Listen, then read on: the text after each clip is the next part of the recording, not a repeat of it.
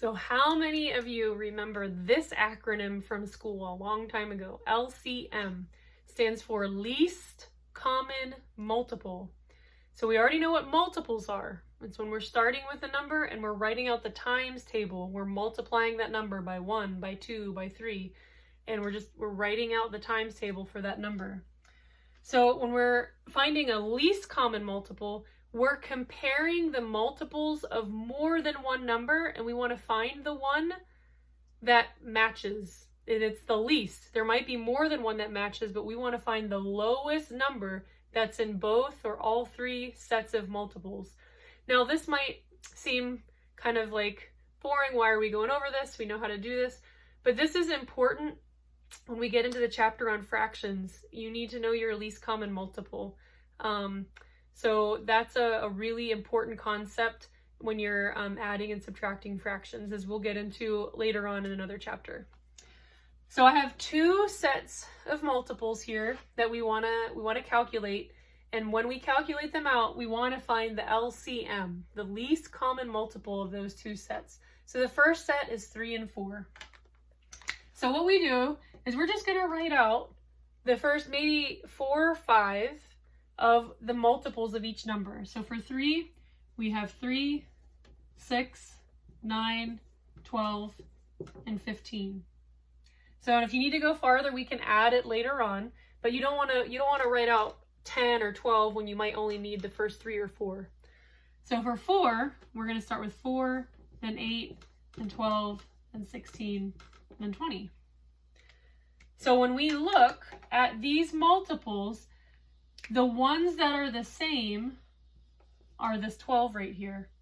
So in this case, there's nothing else that's the same.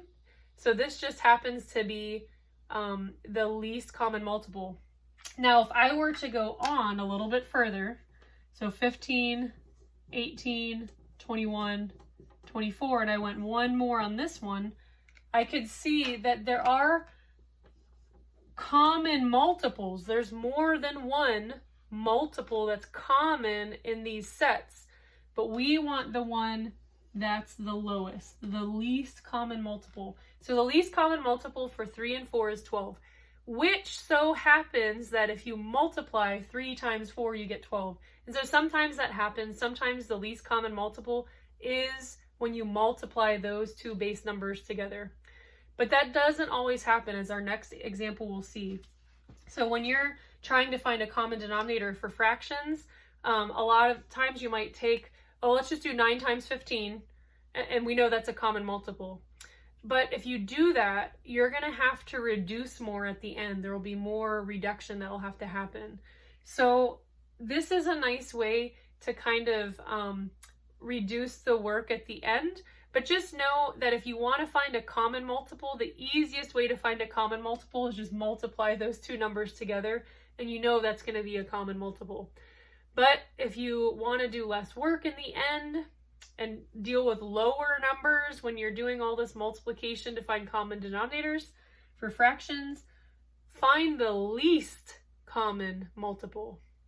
So how do we do that? Let's work on this one, 9 times 15. So our multiples of 9 are 9, 18, 27, 36, 45, 54, and we can keep going. For 15, in fact, if I wanted to keep going, I could go all the way up to 135. So if you just multiplied 9 times 15, if you just multiply those together, that will equal 135. Let's go ahead and do our multiples of 15 and see why that number is not necessary, though. So we have 15, 30, 45, and I already see that I've hit a common. So if I look, I can see that 45 is in both of those multiples, both of those groups. So that would be my least common multiple. Now 45 is a lot smaller than 135. So if I were to just multiply 9 times 15 and get 135, and that was going to be my common denominator for my fractions, you're going to be dealing with a bigger number to have to do operations with. So finding your least common multiple is going to reduce the amount of work that you'll have to do whenever we get into the chapter on fractions. So the least common multiple for 9 and 15 is 45. A common multiple would be 135.